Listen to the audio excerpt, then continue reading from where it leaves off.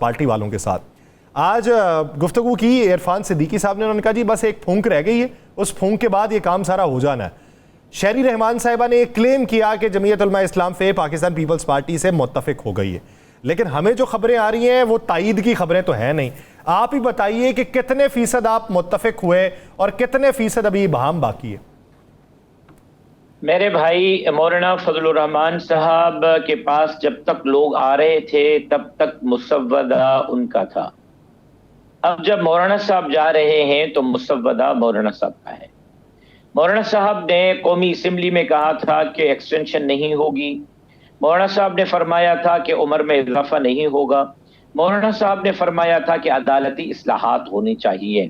عدالتی اصلاحات کے حوالے سے جو ہمارے ماہرین نے مسودہ تیار کیا, ہم لے کر گئے پاکستان پیپلز پارٹی کے پاس.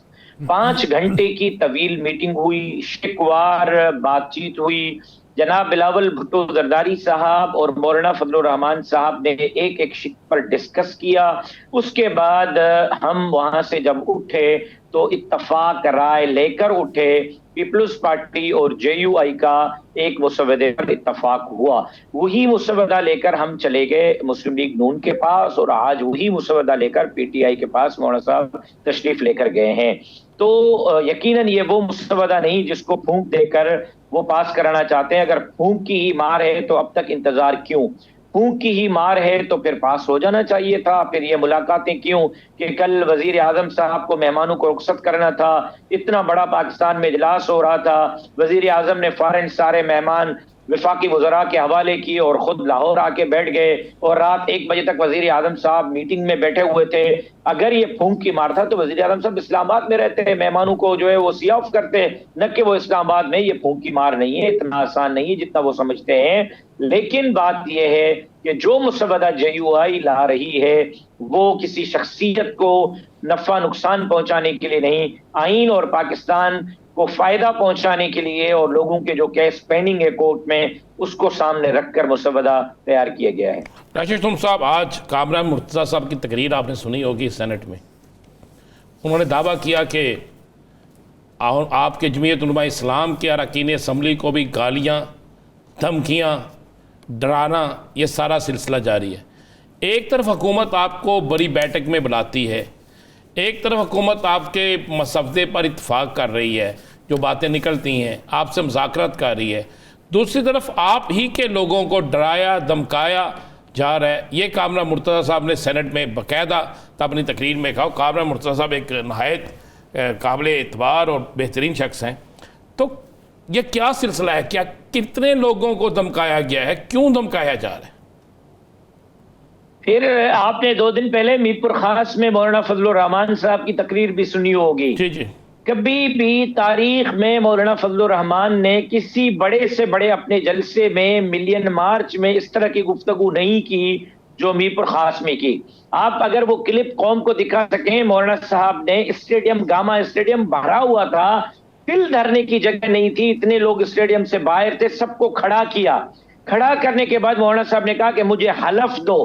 پھر مولانا صاحب نے سب سے حلف لیا کہ اگر آئین سے کھلواڑ کیا گیا, پاکستان سے کھلواڑ کیا گیا, جمہوریت سے کھلواڑ کیا گیا, اسلام سے کھلواڑ کیا گیا, تو پھر ہم گھروں میں نہیں بیٹھیں گے, پارلیمنٹ میں بیٹھے ہوئے لوگوں کو گھسیٹ کر پارلیمنٹ سے باہر روڈوں پر لائیں گے اور ایک زبردست تحریک چلائیں گے. آج تک 50 سال میں مولانا صاحب نے کسی جلسے میں اپنے کارکن سے حلف نہیں لیا. یہ اس کی وجہ یہی ہے کامران صاحب کی آج کی تقریر کہ ڈرایا بھی جا رہا ہے, دھمکایا بھی جا رہا ہے, خریدا بھی جا رہا ہے. لیکن تاریخ آپ کے پاس رہی ہے کہ سب کچھ اس کرنے کے باوجود بھی, جے یو آئی کا ہجوم کم کرنے کے باوجود بھی آج گھوٹی مولانا فضل الرحمان کے دربار میں پھنسی ہوئی ہے. یہ پاس بھی کرا لیں تو مولانا فضل الرحمان کی طرف سے جو رد عمل آنے والا ہے اس کا سامنا کیسے کریں گے, اس کو سوچ سمجھ کر اس کے بعد پھر انہوں نے لوگوں کی خریداری بھی کرنی چاہیے اور لوگوں کو ڈرانا اور دھمکانا بھی چاہیے.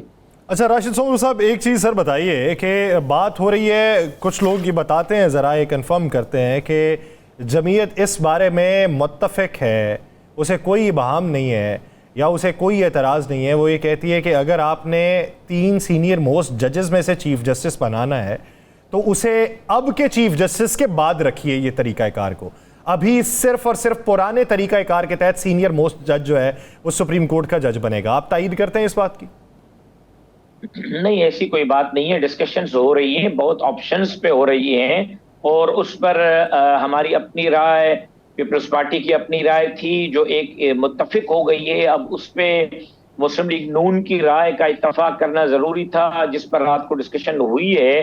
لیکن یہ کہنا کہ جی اس شخص کو لائیں، اس کو نہ لائیں، جے یو آئی کا نہ جسٹس فائد عیسیٰ سے کسی قسم کا کوئی مسئلہ ہے، نہ پریشانی ہے، نہ جسٹس منصور علی شاہ صاحب سے کوئی مسئلہ ہے، نہ پریشانی ہے.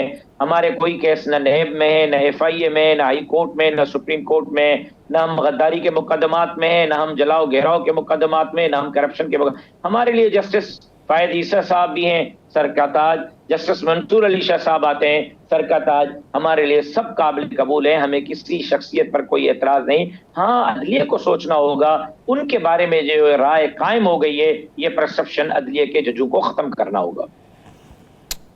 زم صاحب، اگر کل الیکشن کمیشن سے فیصلہ آ جاتا ہے جس کے قوی امکان کہا جا رہا ہے اور حکومت کو سیٹیں مل جاتی ہیں، ان کے پاس 2/3 اکثریت ہو جاتی ہے، اور کچھ ذرائع کہہ رہے ہیں کہ وہ پھر اپنی مرضی کا مسودہ لائیں گے، تو اس صورت میں بھی مولانا صاحب میدان میں نکلیں گے یا پھر مولانا صاحب پہلے آئینی جنگ لڑیں گے اور اس کے بعد عوامی جنگ پہ آئیں گے؟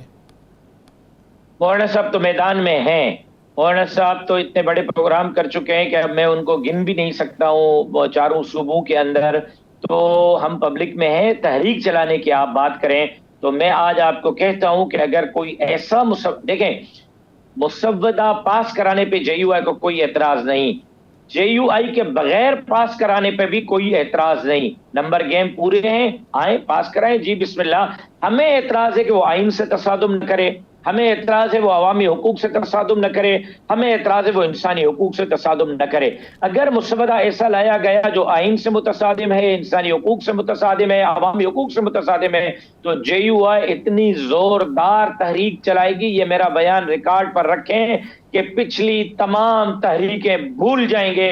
مولانا فضل الرحمان کا ایک نیا رخ قوم کو دیکھنے کو ملے گا اور ان حکمرانوں کو دیکھنے کو ملے گا. اچھا راشد سمرو صاحب، یہ بات کنفرم کیجئے گا کہ آئینی عدالت کے موقف سے کیا دونوں جماعتیں پیچھے ہٹ کے آئینی بینچ کے موقف پہ قائل ہو گئیں؟ میرے پاس یہ چیز امانت ہے جماعت کی، ابھی ڈسکلوز نہیں ہوئی. جب تک ڈسکلوز نہیں ہو سکتی تو میں اس پر آپ سے بہت معذرت چاہوں گا. جو بھی چیزیں آئینی بینچ ہے، آئینی عدالت ہے، عدالتی اصلاحات ہیں، اتفاق رائے ہو گیا ہے، اور وہ ایسا چیز آ رہی ہے جس سے سپریم کورٹ کی سپریمیسی پر بھی اثر نہیں ہوگا، اور عوامی جو کیسز پھنسے ہوئے ہیں وہ بھی حل ہوتے رہیں گے، اور آئینی معاملات بھی حل ہوتے رہیں گے.